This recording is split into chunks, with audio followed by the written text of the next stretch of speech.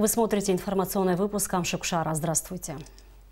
Кадурское ущелье образовано в Национальный парк Республики Абхазия. Такое решение приняли члены правительства на очередном заседании Кабинета министров, повестки дня которого было более 30 вопросов. Правительством Абхазии утвержден отчет об исполнении республиканского бюджета за 2018 год и приняты отчеты об итогах деятельности 5 министерств и 6 государственных фондов. Подробности в репортаже Али Китрапш. 5 отчетов об итогах деятельности за 2018 год заслушали члены правительства. Министр внутренних дел Гари Аршба проинформировал о поэтапной работе министерства. За 2018 год сравнительный анализ криминальной обстановки в республике свидетельствует о значительном снижении количества преступлений общеуголовной направленности. Так, за отчетный период совершено 782 преступления, что на 102 меньше аналогичного периода 2017 года. Снизился и уровень тяжких преступлений. Борьба с незаконным оборотом наркотических средств является приоритетной задачей в деятельности правоохранительных органов, отметил Гари Аршба. Глава администрации Галского района Тимур Надарая предложил ужесточить наказание в отношении лиц, употребляющих наркотические средства. Он напомнил, что до 2009 года употребление наркотиков было уголовно наказуемо, но эта мера была заменена на административное наказание.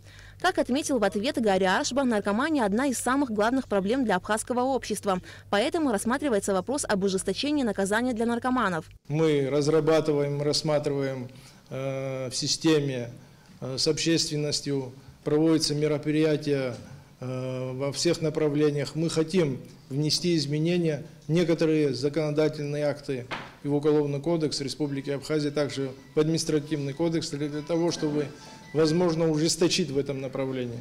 Потому что это приоритетная задача на сегодняшний день не только для МВД, но и для всего общества в Республике Абхазия. Министр внутренних дел доложил членам правительства, что на основании поручения президента Абхазии ведомством разработан проект закона, направленный на усиление борьбы с организованной преступностью.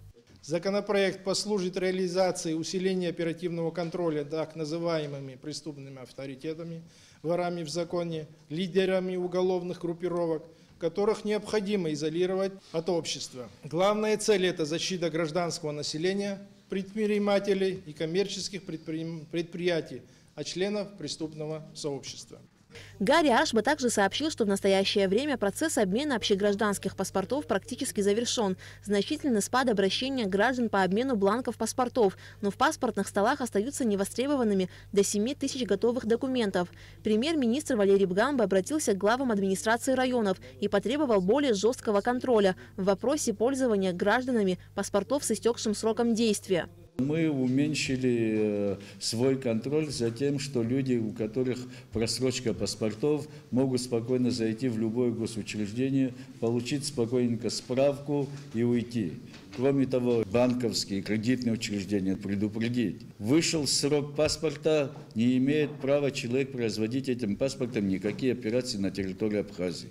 За прошедший год Министерством здравоохранения реализованы 12 ведомственных целевых программ. О каждом из них подробно отчитался министр здравоохранения Тамас Цахнаки.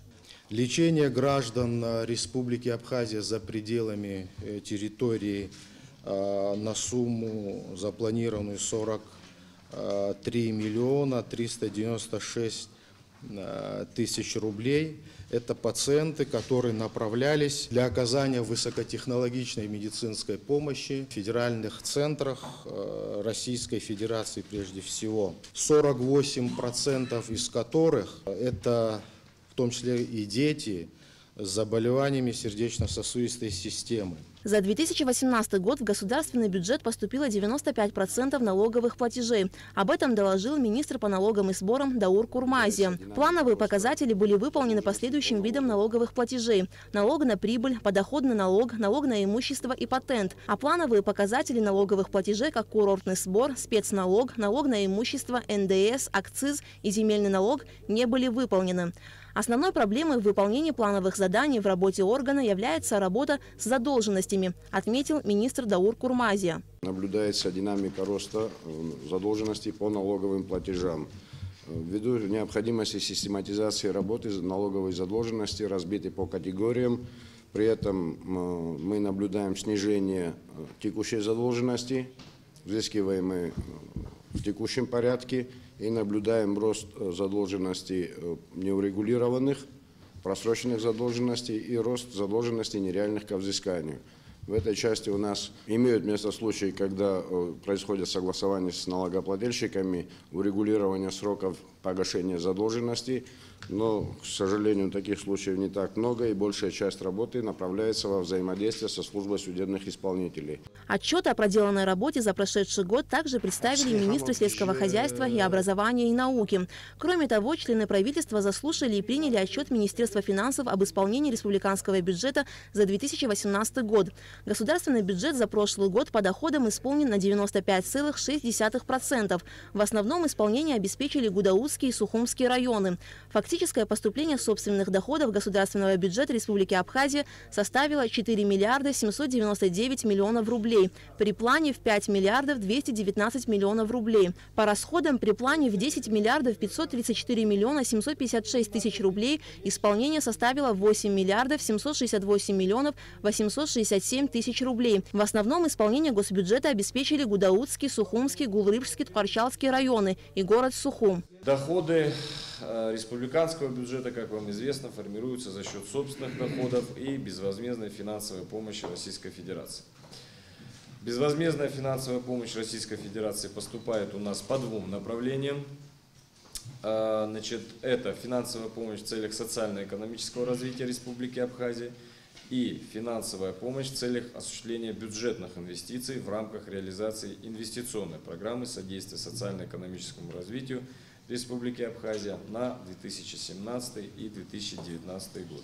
В 2018 году общий объем поступления доходов республиканского бюджета составил 7 миллиардов 200 миллионов рублей, при плане в 7 миллиардов 521 миллион рублей, что составило 96% исполнения.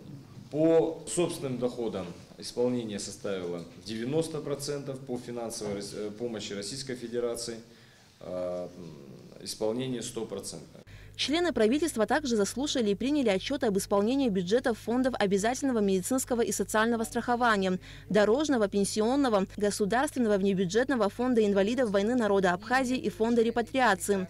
Кроме того, на заседании Кабинета министров были утверждены положения о воинском учете, порядке проведения военных сборов граждан Абхазии и продовольственном обеспечении военнослужащих и гражданского персонала Министерства обороны. Члены правительства также утвердили порядок осуществления государственного контроля качества лекарственных средств и изделий медицинского назначения и порядок их ввоза на территорию Абхазии. Согласно постановлению, в ближайшее время должна быть организована испытательная лаборатория, в которой все лекарственные средства и изделия медицинского назначения будут проходить государственный контроль качества, а также должна быть утверждена инструкция о порядке хранения и списания образцов, не удовлетворяющих требованиям нормативной документации. Кроме того, в целях сохранения природных комплексов, уникальных и эталонных природных участков и объектов республики, а также для использования их в природоохранных, просветительских, научных и культурных целях постановлением членов правительства Кодорское ущелье образовано в Национальный парк Республики Абхазия. Также решением правительства Стамур Барцыц назначен заместителем министра по курортам и туризму республики. Аля Катрап, Штамаз Чиковани, Степан Мартиросян. Абхазское телевидение. Средства инвестиционной программы «Содействие социально-экономическому развитию Республики Абхазия 2017-2019 годов» в объеме 162 миллионов 881 тысячи рублей будут направлены на финансирование в текущем году расходов по приобретению и доставке автобусов, необходимых для улучшения транспортной доступности в районах Абхазии. Как сообщает пресс-служба правительства, соответствующее распоряжение подписал премьер-министр Валерий Бганба. Второй день, как специалистами РУП «Черноморэнерго» в поселке Гумиста ведутся работы по установке нового трансформатора. И вот уже более 10 дней, как в селе Ишера, полностью меняют опорные столбы и проводят новую линию электропередачи. На месте работ побывала наша съемочная группа. Репортаж Ирины Аршба. Проблема обеспечения населения Абхазии качественной электроэнергией актуальна почти для всех районов страны. Энергохозяйство республики находится не в лучшем состоянии, хотя руководство республиканского унитарного предприятия «Черноморэнерго» делает все возможное, а порой и невозможное, чтобы поддержать энергосистему в рабочем состоянии. Жители поселка Гумиста не помнят, когда в их домах было нормальное напряжение в сети. По их словам, обычно оно не превышает 110 вольт. Невозможно пользоваться электроприборами, не работают холодильники и телевизоры. Мы согласны уже и на 170 хотя бы, потому что у нас до замены трансформатора, сейчас пока рано что-то говорить, но в розетке 110 вольт, 120 вольт. Уже ни один стабилизатор не вытягивает, ну мучаемся одним словом. Причина такого низкого напряжения в сети в устаревшем оборудовании, а именно старых линиях электропередачи и отслужившем свой срок трансформаторе. Помочь решить проблему вызвались депутаты Сухумского района. Благодаря их содействию необходимые средства на приобретение нового трансформатора и его установку, а это более 1 миллиона рублей, были выделены правительством Абхазии. Трансформатор, который обеспечивает данный поселок, находится далеко от жителей села, поэтому они получали некачественное напряжение, нестандартное напряжение получали. Ну и по просьбе населения, благодаря местных депутатов, значит, правительство нам выделило средства на приобретение вот такого хорошего трансформатора. Он и внешне красивый, и внутренне отвечает на все стандартные нормы. Вот, и установили здесь. Мы начали вчера устанавливать, получили позавчера, начали вчера устанавливать. И сегодня, наверное, завершим. Мы разгружаем тот трансформатор, который питал напряжением данный поселок. И запитаем мы с нового трансформатора. Ранее в селе Нижняя Ишера специалисты Черноморэнерго начали полную замену опорных столбов и линий электропередачи. По их словам, эта работа также будет завершена в ближайшее время, благодаря чему жители сел будут обеспечены более качественной электроэнергией. Ирина Аршпа, Роберт Ломия, Абхазское телевидение. В рамках российской инвестпрограммы содействия социально-экономическому развитию Абхазии в Гудауте проводятся масштабные работы по строительству дорог. На сегодняшний день практически завершена укладка асфальта на главных транспортных артериях города, проспекте Героев и улице Дзидзаря. Следует отметить, что здесь также заменена вся канализационная и водопроводная системы. В эти дни сотрудники госкомпании «Абхазавтодор» с привлечением большого количества новейшей спецтехники проводят масштабные работы по асфальтированию улицы Ардзенба, соединяющей железнодорожный вокзал с набережной. Как говорят специалисты, в случае хорошей погоды работы будут завершены в ближайшие дни. Также до начала лета будет уложен асфальт еще на одной из центральных дорог города, улице 4 марта. Силами госкомпании «Абхазавтодор» проводится асфальтировка главных 4 основных дорог города Гудаута. Это улица, значит, работы, по которым уже выполнены, это улица Дзидзария, работы завершены. По улице проспект Героев тоже работы завершены. Правда, немного с задержкой в связи с тем, что было осуществлена замена труб водопроводных. И вот переподключение со старого на новый водопровод тоже заняло определенное время. Но все равно работы продолжаются. Сегодня работы ведутся по улице Владислава Ардзенба. Если погода позволит, значит, еще в течение где-то 10 рабочих дней данная улица со всеми съездами будет завершена. Работы будут завершены. В смете заложена толщина слоя асфальтового покрытия 4 сантиметра и максимальный слой 5 сантиметров заложен в смете. Вот, но госкомпания за счет своих накладных расходов она старается эти слои увеличить, потому что надо делать разуклонку этому покрытию. И слой асфальтового покрытия доходит до 6-8 сантиметров местами. Академия наук Абхазии подвела итоги научно-исследовательской и научно-организационной деятельности за 2018 год. Ежегодное собрание ученых прошло в Абхазском институте гуманитарных исследований. В мероприятии принял участие спикер Народного собрания парламента республики Валерий Кварча. Репортаж Саида Джерсаля.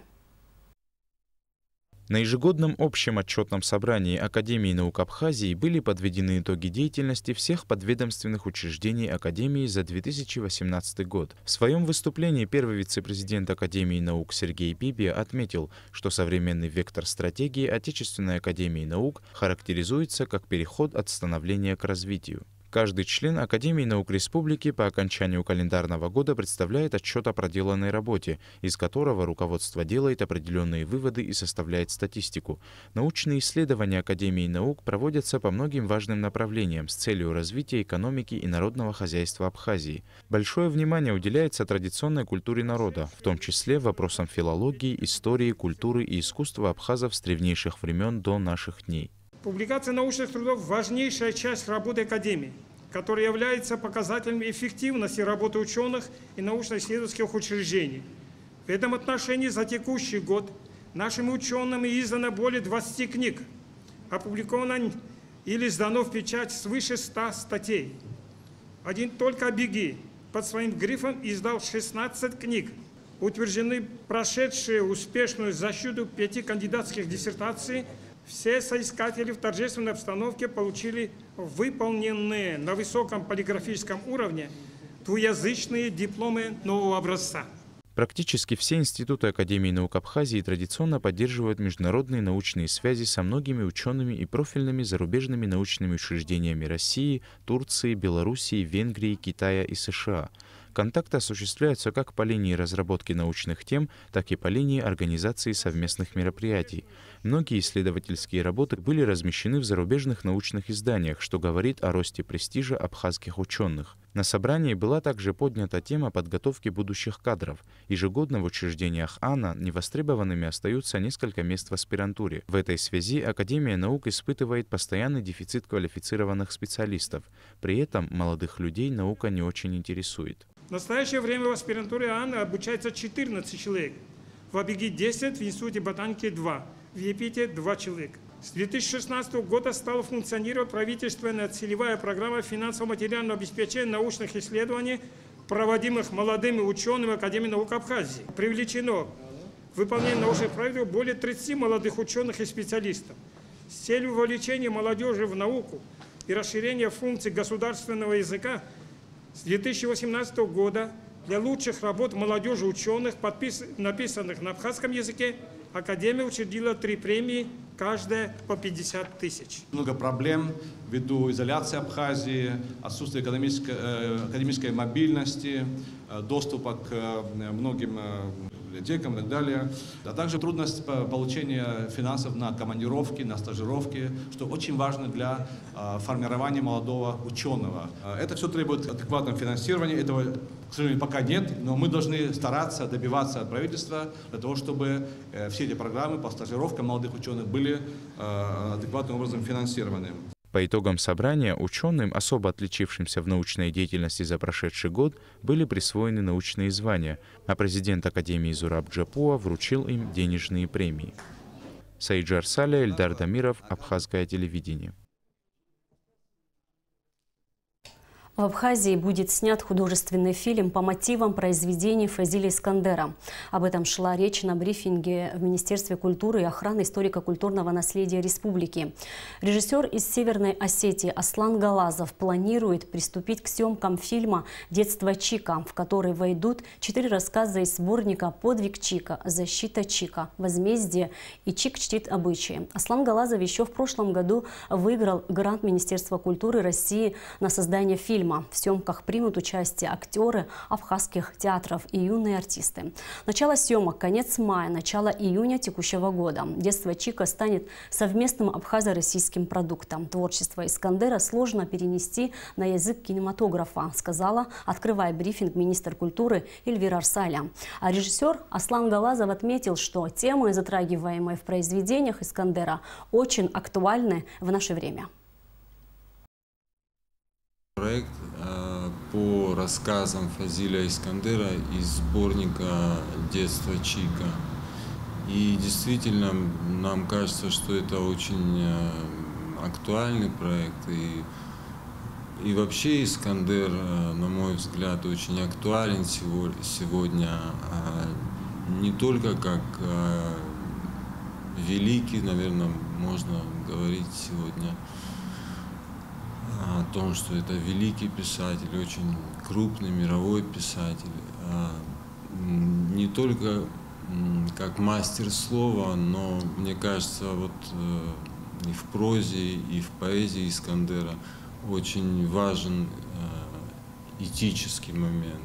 Я обращался к творчеству Искандера в разные годы. Вот как ребенок я читал вот тоже «Детство Чика», рассказы, и мне казалось, что это мое детство. Мой отец мне говорил, что вот детство Чика — это мое детство, и мне кажется, в этом и состоит величие таланта Фазиля Абдуловича. Мы поможем в Абхазии, конечно, всем, чем сможем. Я искренне желаю, чтобы съемки прошли удачно, легко. И даст Бог, когда фильм уже будет готов, мы сможем и в Абхазии провести премьеру этого фильма. И дай Бог фильму хорошей большой жизни, фестивальной, профессиональной аудитории. О произведениях Фазиля Искандера говорили и в Национальной библиотеке имени Ивана Папаскир, где состоялся телемост между читателями Национальной библиотеки и Краснодарской краевой библиотеки имени Вараввы под названием «Юмор и сатира объединяют». Мероприятие приурочено к юбилеям великих писателей современной литературы Фазиля Искандера и Михаила Зощенко. В телемосте приняли участие деятели культуры, студенты, учащиеся сухумских школ и просто любители литературы.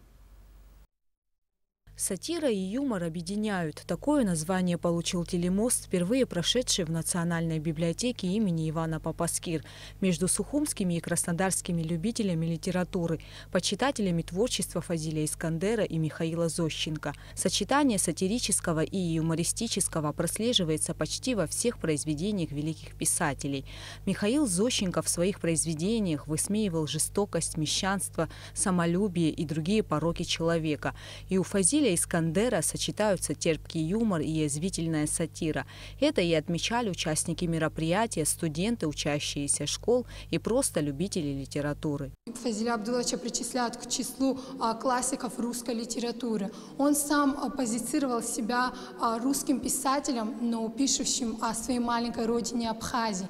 И действительно, читая любое его произведение, вы можете переместиться в его книжную страну Мухус, которая на самом деле является Сухумом. После прочтения его книг, когда вы приедете в Абхазию, вы можете убедиться, что на самом деле сегодняшний Сухум продолжает жить, переходя из страниц книжной страны Искандера в действительность, в реальность. Участники телемоста зачитывали стихи и отрывки из знаменитых произведений великих писателей Фазиля Искандера и Михаила Зощенко.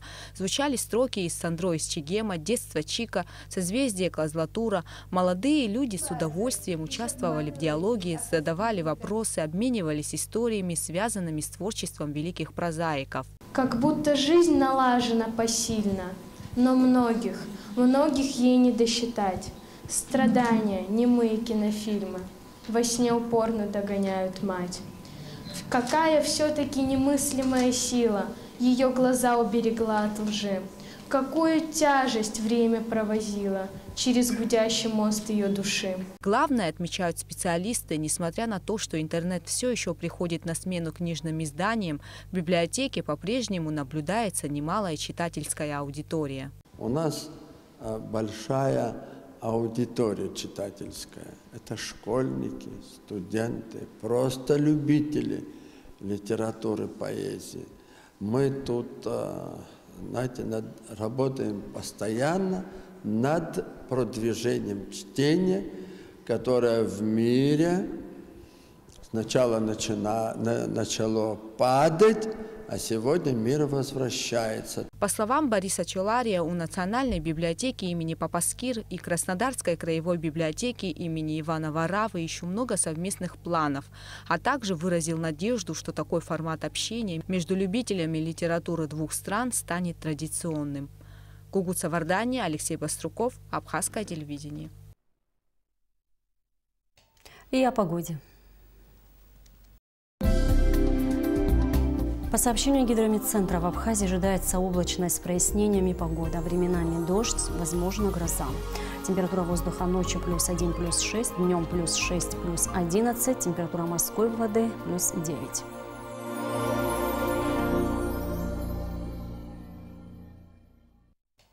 И на этом наш выпуск завершен. Всего вам доброго.